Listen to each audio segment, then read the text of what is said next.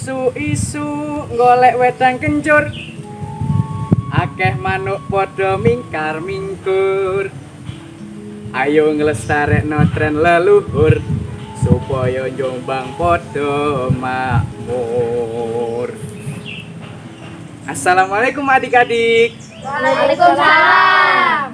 Apa kabar adik-adik semua ini? Baik. Oke, semoga kita terhindar dari virus corona yang sedang merajalela di negeri kita ini.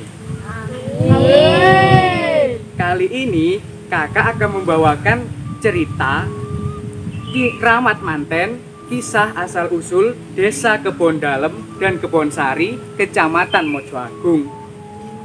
Kisah ini kakak ambil dengan mewawancarai sesepuh Desa Kebon Dalem yang bernama Mbah Bodro.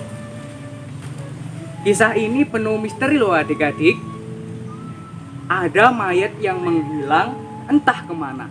Tidak ada orang yang tahu keberadaannya. Pasti adik-adik pada penasaran kan? Ya. Kalau begitu, yuk simak cerita dari saya. Alkisah. Kisah ini adalah kisah turun-temurun dari zaman dahulu hingga sekarang. Daerah Kebon Dalem dan Kebon Sari dahulu merupakan hutan plasa. Belum ada nama desa dan hanya hutan yang ada penghuninya saja. Penduduknya pun masih sedikit.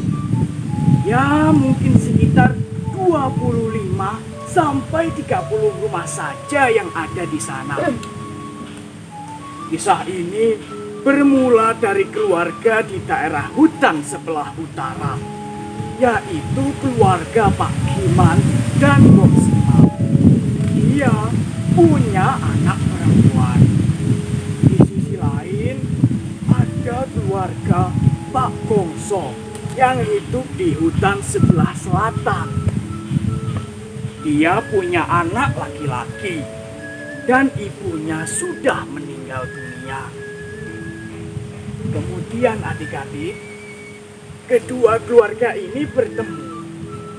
Semakin akrabnya hubungan mereka membuat mereka memutuskan untuk menjodohkan anaknya.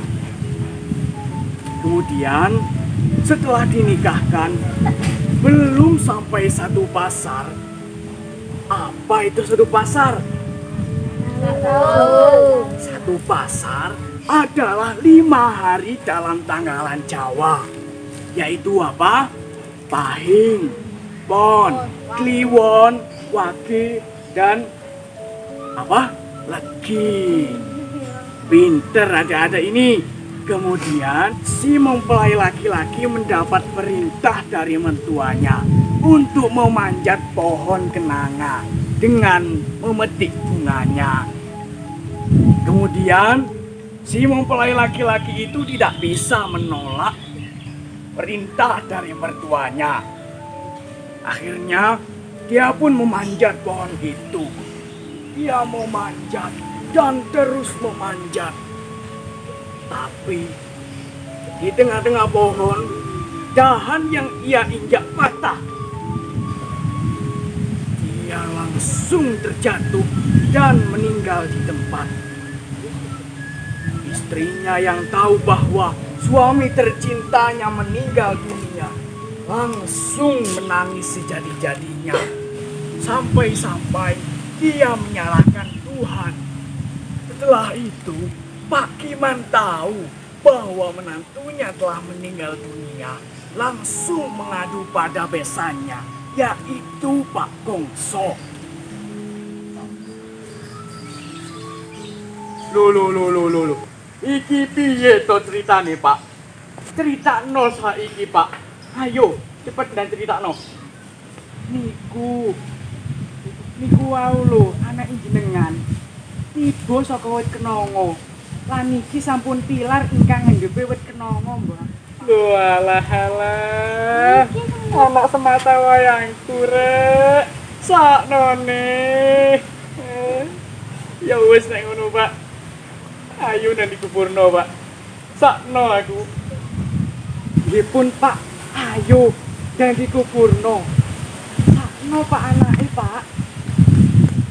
Setelah mereka ke tempat kejadian itu membawa dua batu nisan, betapa terkejutnya mereka. Mayat si laki-laki dan istrinya telah menghilang entah kemana. Tidak ada orang yang tahu keberadaan mereka. Mungkin ini adalah mukjizat dari Allah Subhanahu wa Ta'ala. Kemudian mereka pun berdiskusi untuk menyelesaikan masalah ini. Akhirnya Pak Gongso membuat kesimpulan. Ngeten. Niki lak tasik ngene jenengan nggih. Dadi niki koyok-koyok nggih petilasan makam ana makam nang kene. Iki nang kebon dalem kiambek. Maksude kebone jenengan kiambek nggih. Niki besok kudu dadi sesekarane wong sak mriki. Lan kula jenengaken Desa Kebon Dalem. Ini adik-adik yang jadi awal mula nama Desa Kebon Dalem. Karena dari hasil diskusi itu disimpulkan mayat yang menghilang tadi dikubur di kebun dalem atau kebun milik Pak Kiman atau tempat kejadian itu. Lalu setelah Pak Gongso pulang, dia pun berpikir,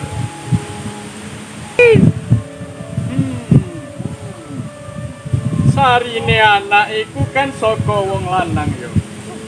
Berarti kebon kuwi iki tak jenengno Kebon Sari.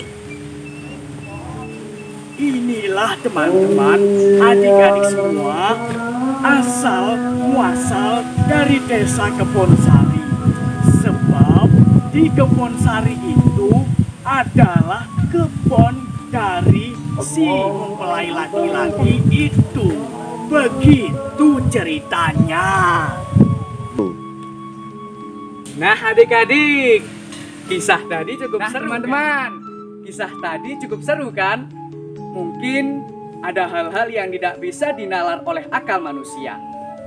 Tapi yang terpenting kita bisa mengetahui asal muasal suatu desa dengan latar belakang yang berbeda dan mengasihkan.